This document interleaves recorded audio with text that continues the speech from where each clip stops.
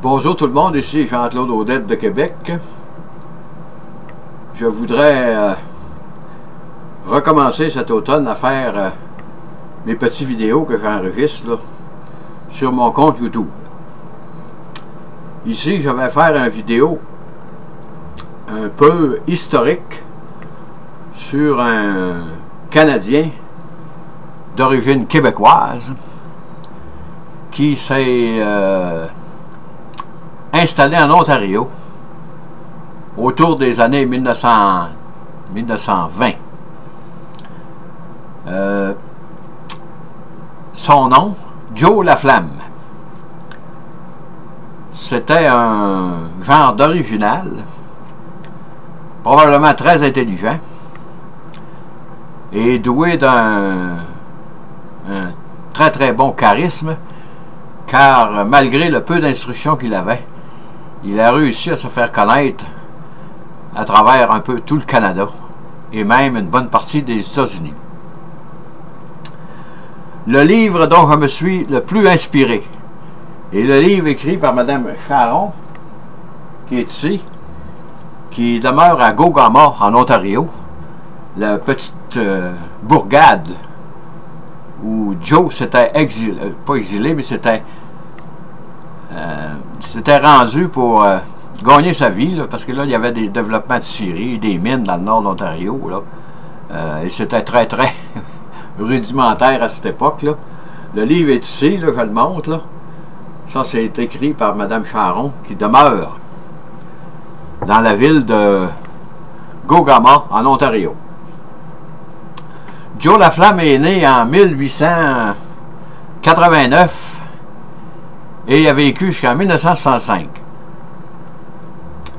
Il est né près de Montréal, d'un village du nom de Saint-Elesphore, et sur son certificat de baptême, son nom est marqué Telesphore Laflamme.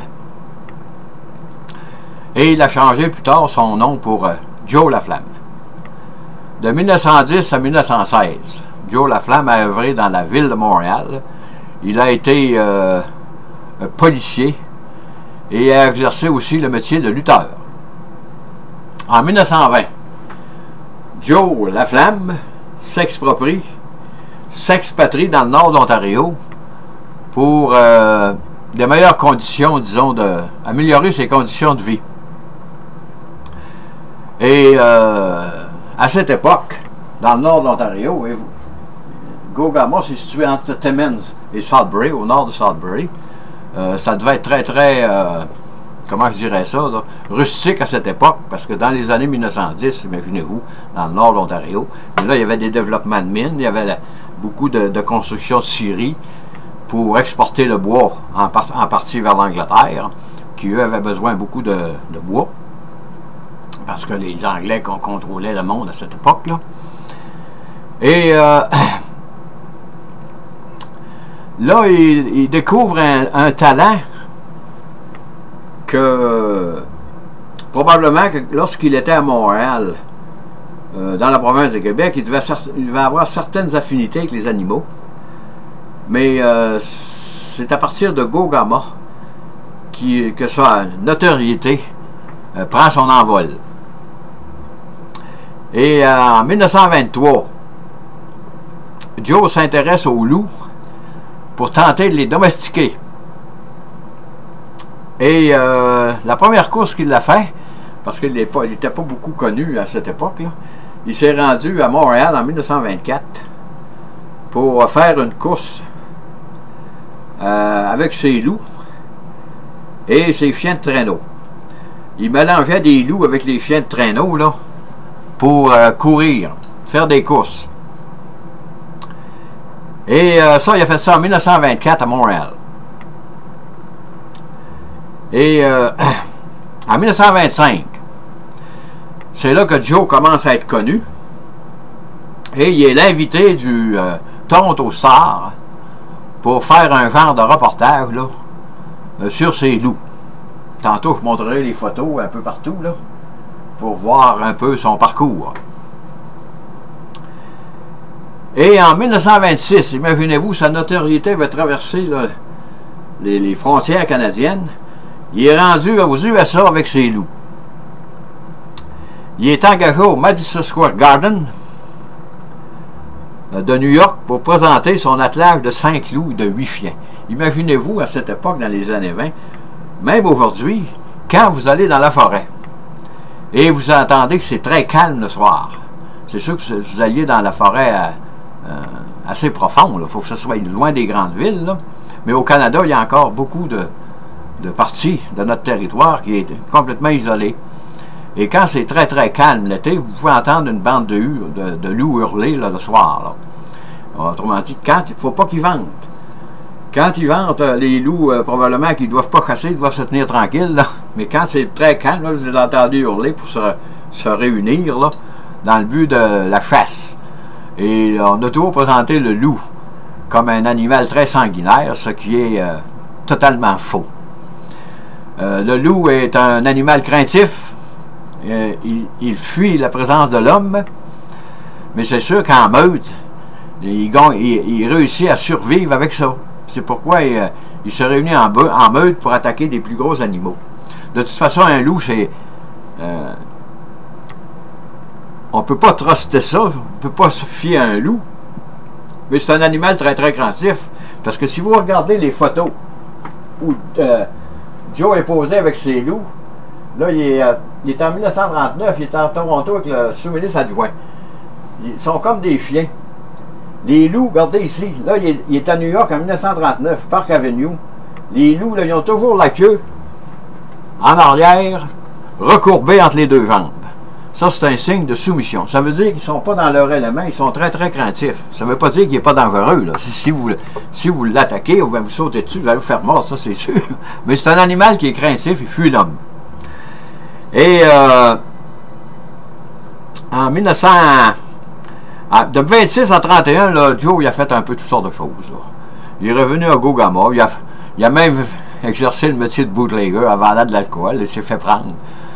Et il s'est fait prendre. Puis ça lui a coûté apparemment 100 $ d'amende. Mais apparemment, il avait beaucoup de charisme. Et il était capable de se défendre, même sans avocat. Et apparemment, on raconte dans le livre de Mme Charon qu'il a même gagné quelques causes sans avocat. Et en 1932, on le retrouve comme prospecteur dans le nord d'Ontario, parce que là, il y avait une ruée vers l'or, dans ces coins-là. Et de 1933 à 1937, là, Joe a fait un peu toutes sortes de choses dans la région de Gogama pour assurer sa subsistance. Et en 1938, là, il revient. Joe commence à entraîner une nouvelle meute de loups en vue de se rendre aux USA pour aller dans les différentes expositions sportives. Là. Et en 1939, il se rend encore aux USA pour... il est allé à Boston, New York, Indianapolis, Détroit. Et au Canada, il a fait Windsor et Hamilton.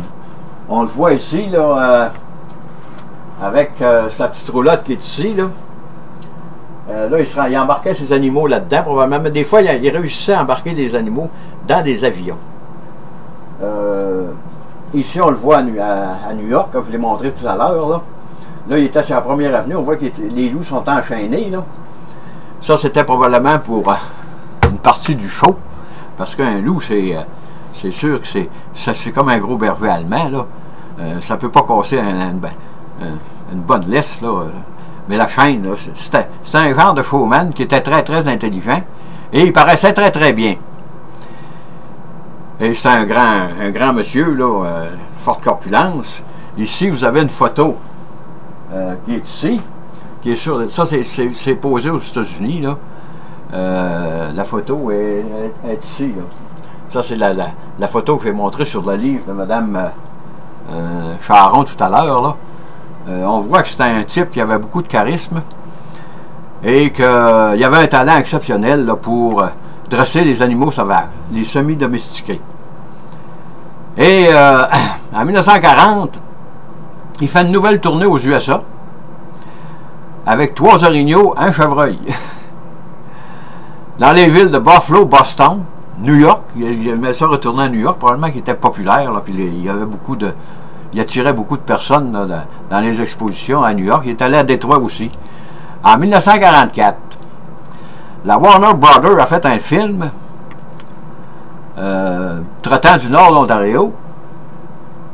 Et Joe a acté dans ce film. J'ai essayé de le trouver sur YouTube. Malheureusement, il n'est pas disponible.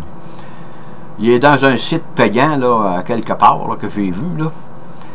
Imaginez-vous, la Warner Brothers s'intéresser à Joe Laflamme. Ça veut dire qu'il était passablement connu dans ces années-là.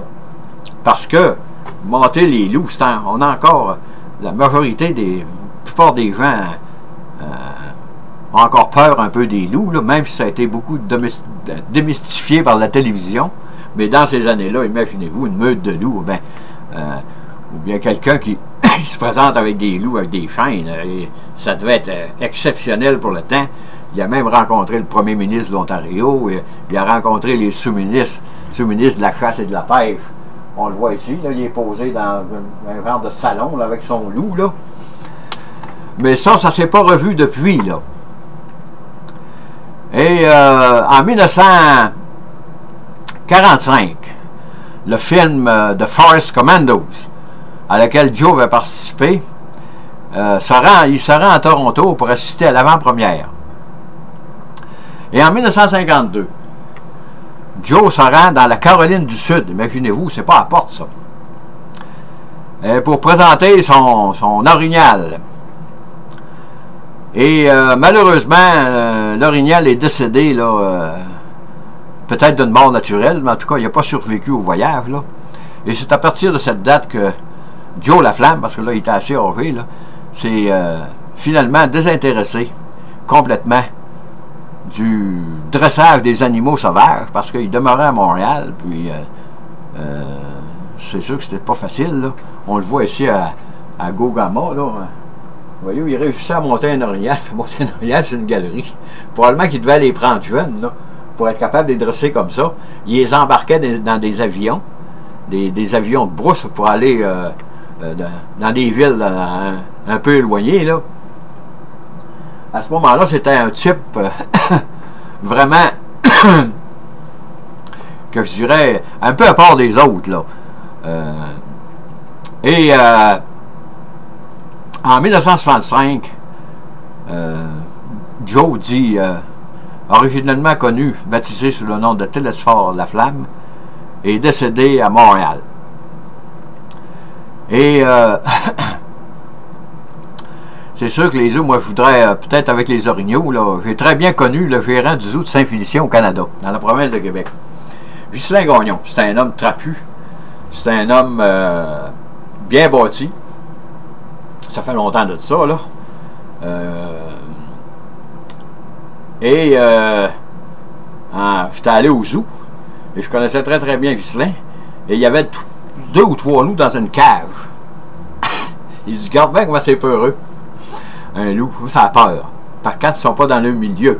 Mais j'avais voulu rentrer dans la cage avec lui, mais il n'avait pas voulu. Il avait rentré dans la cage, et les 3 loups s'étaient allés dans le coin, là. Ils font comme un chien quand ils ont peur. Ils sont tournés en rond, puis ils sont écrasés. Il y avait la queue entre les 2 jambes. En plus de ça, je voudrais relater que ce Ghislain Gagnon, cet homme de Saint-Félicien au Lac-Saint-Jean, bien bâti, c'est lui qui capturait les orignaux pour les différents zoos de la province de Québec, comme le zoo de Québec et le zoo de Granby. Il se rendait dans le parc de Chibougamau et il m'avait expliqué comment il faisait pour capturer ça, ces orignaux-là. Et pas des gros, là. Des orignaux de 2-3 ans, là. À ce moment-là, ça prend un bonhomme, là. Ça prend un homme capable de faire ça. Il s'en allait dans le ravage, là. Il y avait la permission du ministère, là, des gouvernements pour aller dans le parc de Chibougamau capturer des orignaux. Il se rendait dans le ravage. Dans ce temps-là, les skidoo existaient, là. Et il sortait l'orignal, il en choisissait un, puis il sortait du ravage, ça faisait peur. Puis peut-être à 1000 pieds du ravage, là, l'orignal était fatigué parce que marcher dans la neige jusqu'au fourreau, là, il ne peut pas faire long. C'est pour ça qu'hiver, ces animaux-là restent dans leur ravage. Et là, il fallait qu'il le prenne à brasse-corps et le coucher dans la neige. Puis là, il s'était fait faire une grande traîne sauvage. Là. une traîne, ça avait été fait, je pense, à Saint-Félicien, Canot-Véro, là. Il faisait des traînes sauvages, là. Assez grosses pour embarquer un orignal, parce que c'est gros comme un cheval, un orignal. Ça fait que c'est assez imposant. Et il descendait à Saint-Félicien comme ça, puis il les envoyait dans différents zoos, là. Parce que quand il m'avait dit ça, moi, il n'a pas appris ça des Indiens, je ne penserais pas, parce que les Indiens, à côté de Saint-Félicien, il y a une réserve qu'on appelle Pointe-Bleue, là, c'est cher de nom, je crois, là. Les Indiens n'ont pas besoin de faire ça pour tuer les orignaux, là, pour survivre. Mais lui, il fallait qu'il les capture en vie, évidemment, les amener. Puis sur ce, bon, j'avais trêve de présenterie, là. J'avais éclairé mon petit vidéo sur Joe Laflamme, qui, malgré son peu d'instruction qu'il avait, il était doué d'une très grande intelligence, probablement un très très bon charisme, et il a réussi à se faire connaître à travers une bonne partie du Canada et de l'Est des États-Unis. Sur ce, je vous dis bonne écoute, merci et à la prochaine.